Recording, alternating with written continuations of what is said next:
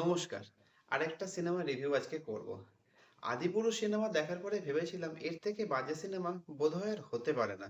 তো গতকাল আমি প্রভাসের রাজা সাব এই সিনেমাটা দেখি, আর এই সিনেমার কাছে আদিপুরুষ অস্কার উইনিং মনে হলো।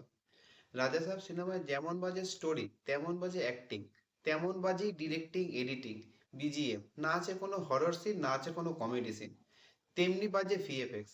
সিনেমার বাজেট নাকি 400 কোটি টাকারও বেশি, আর সেখানে এরম ভিএফএক্স কি করে হয় আমার জানে না। নায়িকাদের অভিনয় নিয়ে কী বা বলবো জানি না, কেন সিনেমায় আছে, কি করছে, কেন করছে, কিছুই জানি না।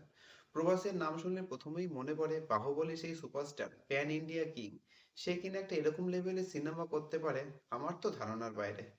আমার মনে হয় প্রভাসের পুরো টিমকে এই মুহূর্তে বের করে দেওয়া উচিত। কি করে প্রভাসকে একটা এরকম লেভেলের সিনেমা সাজেস্ট করতে পারে? আর ট্রেলারে যে স্পেশাল লুকটা দেখানো হয়েছে, সিনেমাতে টোটালি নেই সেই সিনটা। মানে এটার মানে কি, কারণ কি, আমি কিছুই বুঝলাম না। সাধারণত সিনেমায় 10-12টা ভালো সিনের মাঝখানে দুটো একটা নেগেটিভ বা খারাপ কিছু পয়েন্ট থাকে। এই সিনেমায় পুরোটাই নেগেটিভ, আমি পজিটিভ কিছু খুঁজেই পেলাম না। সিনেমার স্টোরি হলো প্রভাস তার দাদাজি অর্থাৎ সঞ্জয় দত্তকে খুঁজছে দাদির সঙ্গে মিলিয়ে দেওয়ার জন্য। ব্যাস এটাই স্টোরি, আর কিছু নেই এতে। আর অবশেষে যা বুঝলাম, এই সিনেমার নাকি আবার পার্ট 2ও আসবে। জানি না কি হবে।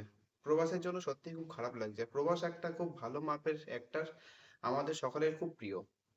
আর ভিডিও যদি ভালো লাগে, লাইক করবেন, কমেন্ট করবেন, সাবস্ক্রাইব করবেন। Thank you.